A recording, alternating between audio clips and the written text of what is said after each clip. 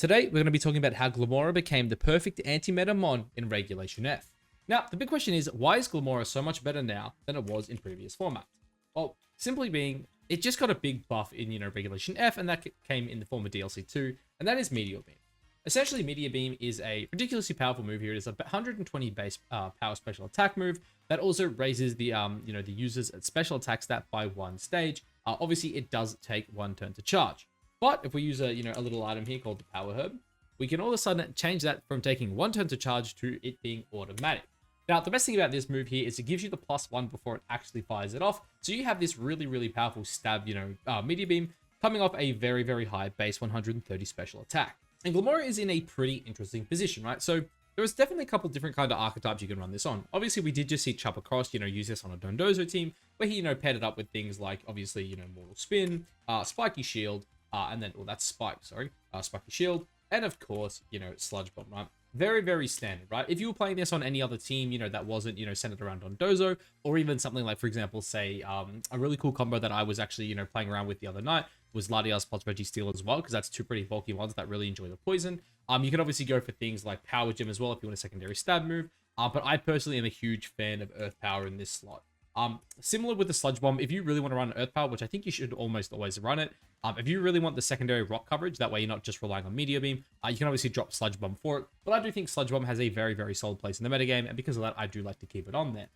Now, again, in terms of like spreads for this spawn, personally, my favorite way to run this thing is just max.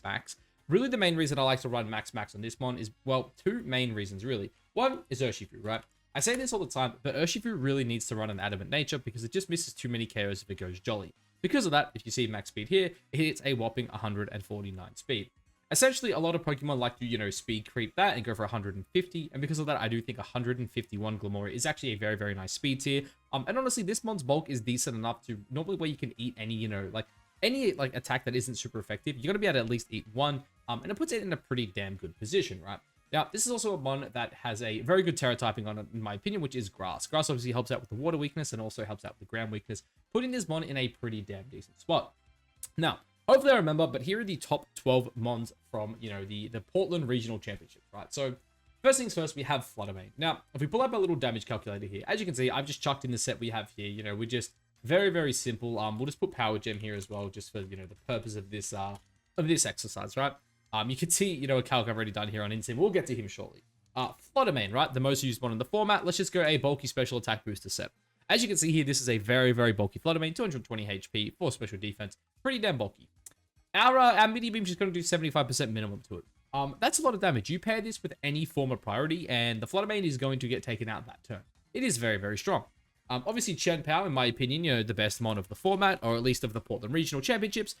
It's dying 3 times to Meteor Beam. Obviously, this is a Focus Sash mon, so it doesn't matter quite as much, but obviously, it just shows the power of this mon, right? And then we could even go for things like, Urshifu Rapid Strike, for example. Urshifu Rapid Strike, here we go. You see here, it takes, 65% here to a Power Gem. That's a resisted attack, by the way. If this thing ever terrors, it's getting just straight one-shot by Meteor Beam. It's absolutely insane. This is a lot of damage, right?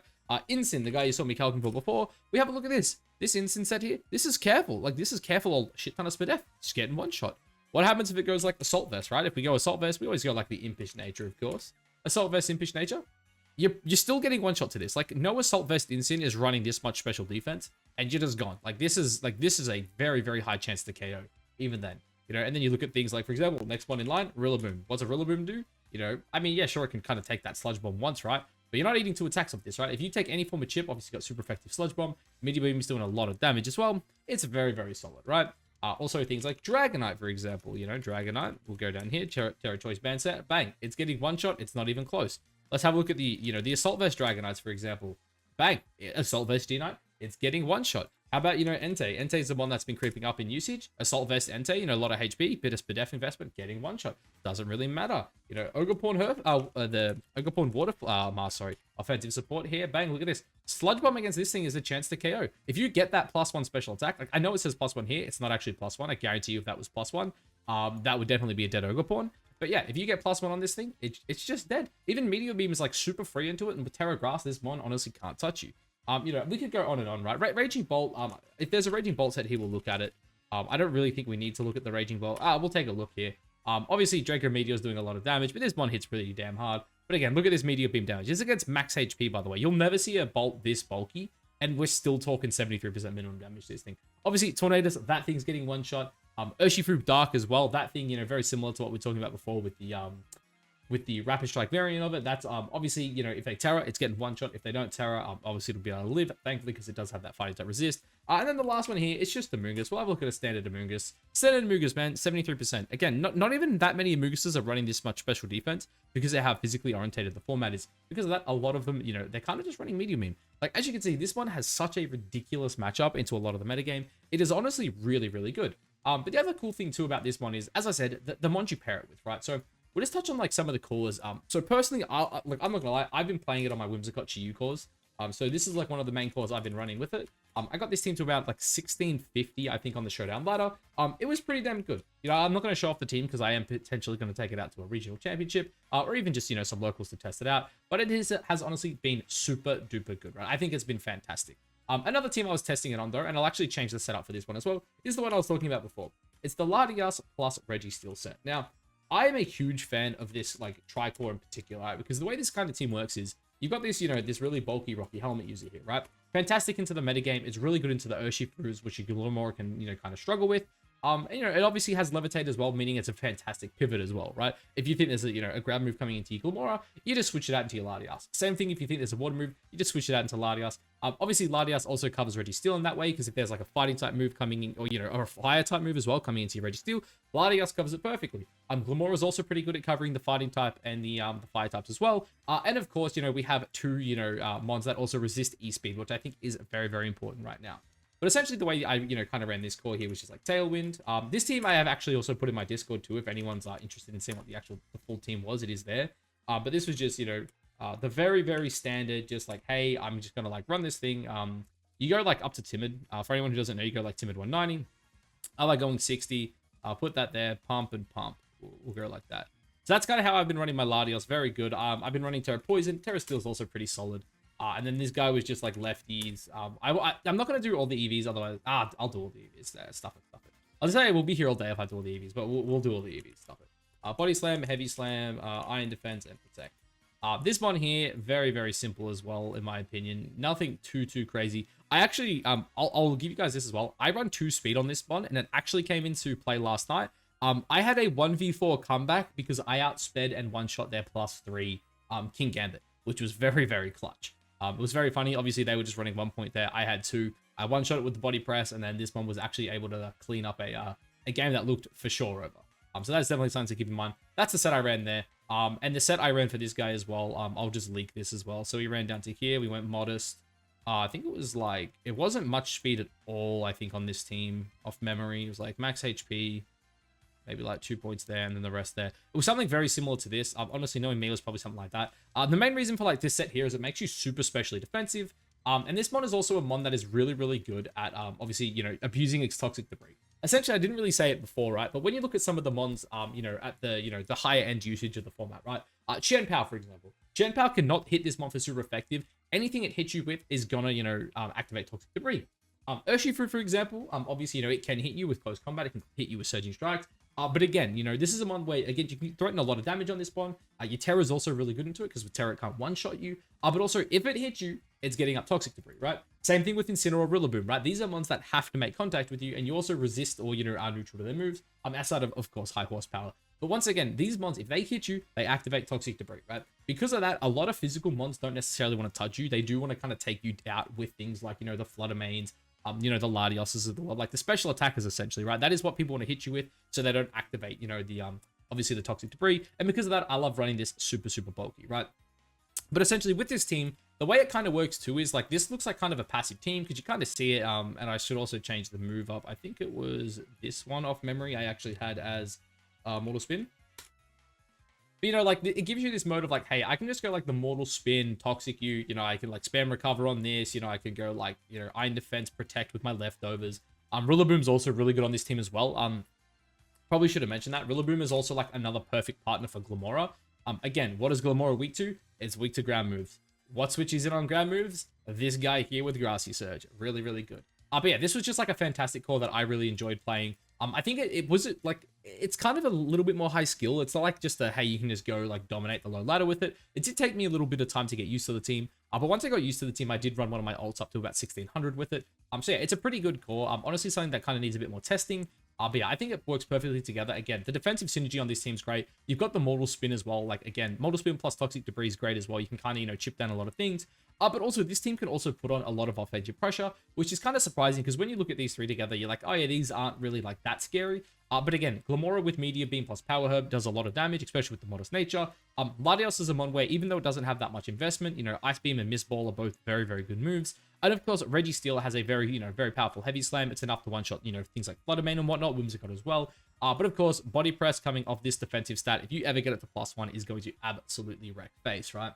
And then the last core I'm going to touch on with this too, I guess, is just the, it's the old Chopper Cross core here. And that is of course, the Dondozo shenanigans, right? I'm not going to go too in-depth on this kind of core because I feel like at this point, everyone kind of knows how this team kind of runs. So it was the Dondozo, obviously the Tatsugiri. I believe he had, on his team, I think he had Power Knight plus Ogerborn off memory. I'll put the Ogerborn here. I won't put the Power Knight here. Power Knight is kind of interesting again because you can like always like side E-speed yourself. And again, you resist the E-speeds. And without Sword of Ruin as well, it does even less damage. So like side E-speeding yourself is always good. Let's actually just pull up the damage calc real quick here. Dragonite. I just want to know how much side E-speed does off the banded set if we're not Terra. Okay, apparently that still does 50%. Why does that do so much damage? It's because I'm Terra'd. There we go. Okay, it does 26 to 31. Obviously not ideal. Like you don't want to deal that much damage to yourself, but of course, if Toxic Debris is going to win you the game, like say for example, you think they have a Dondozo in the back, obviously just, you know, getting that little bit of chip on yourself is very, very clutch. Because again, it's just a good way to like self-activate, self-activate the Toxic Debris. But on a set like this, I'm pretty sure this was Chopper's exact set. I think I want to say it's these 4 moves here. I don't know about his, actually, sorry, that's a lie. I do know about his EVs. Give me 2 seconds. I have them, I'll pull them up. Sorry, I lied. I had Alexander Hill's team. I didn't have Chopper Cross's team. This is not public yet. I'm not too sure what EVs he has. I hope he does make them public soon. But look, essentially, the way you kind of play this Dondozo team, it's simple, right? You have the Ogerborn, who's a pretty good, obviously a pretty good lead. I know he was definitely running Covet Cloak. And basically Covet Cloak with things like Ivy Cudgel and Superpower is really, really good. And then, of course, you just got Spiky Shield. And I believe he had Follow Me in the last slot as well. I do think Follow Me or like redirection support in general is just really good with Glimmora. Basically being able to redirect things like, you know, ground moves like Stomping Tantrums into a resist obviously is very, very nice. And of course, water moves as well, another resist that Ogerborn can obviously pull into it. Well, also, this is a mon that can obviously threaten a lot of damage. One thing a lot of people do forget is that this mon with a speed booster can just bop, you know, Flutter Manes with Terra, right? You just go Terra Grass, bop, there goes your Flutter Mane, there goes the one mon that deals, you know, 50% to my mon. And while also, you know, kind of obviously not activating the Toxic Debris, which obviously is very, very important. And then, yeah, this team, like, once you get those Toxic Debris down, once you get those, you know, those mortal spins off, you get in the big Don here, and then Dondozo just sits there. I know he had Helmet on his team. Lefties is also, like, a pretty decent option, but you just click Protect. You get inside, you know, Tatsugiri gets inside, you click Protect, eventually it goes down, you get your redirection in, you know, you protect some more with your double Spiky Shield shenanigans. And, yeah, it's honestly, it's just such a good one, man. Like, I'm not going to build out this team just because I have no experience personally with it, but I do think it is a very, very good core. Obviously, I have seen people like Chopper Cross play it. But yeah, dude, I'm telling you guys right now, if you're looking for a mon that you just want to test out right now, test out Glimmora. This mon, like, rock typing in general is super good. And the rock typing right now, it feels pretty damn weak. I'll pull it up here. Hisuian Arcanine, this is the mon I did talk about in yesterday's video, which, again, by the way, if you haven't seen it, go check it out. I think Hisuian Arcanine is fantastic into the current meta. I think Tita is a mon that is also slept on. Iron Boulder, a bit underexplored. Terrakion, probably only good on a Whimsicott team. And then probably Ogerborn Cornerstone as well is probably pretty decent, just underexplored. And then I guess finally as well, Rhyperior I think is also kind of a bit slept on. I think this Modern Trick Room is actually insanely good. People just haven't obviously tested it enough. But then you have Glimmora. Essentially, this is like the typing right now that you need to have to beat, you know, these power teams. Right? For example, if you look at the Power Entei teams, right? It's Qianpao, it's Entei, and it's Dragonite. What do they all lose to? It's rock types. I'm telling you guys now, every freaking top team probably has like 3 rock weaknesses. It's just no one runs rock types. Because of that, I think Glimmora is, you know, it is the perfect anti-meta mon, boys. Anyway, guys, look, I've rambled on long enough here about Glimmora. Let me know what you think about this mon down below. I think it is a fantastic anti-meta mon. It's a mon I'm absolutely enjoying in the, you know, in the builder. I think Power Herb Meteor Beam has really put this mon over the top. I don't want to say over the top because I don't think it's like a broken mon, but I think it is truly a very underrated mon. I think Meteor Beam it gives it so much damage. It's just a nuke. It one-shots a lot of things. And yeah, that's going to be it, boys. Catch you in the next one.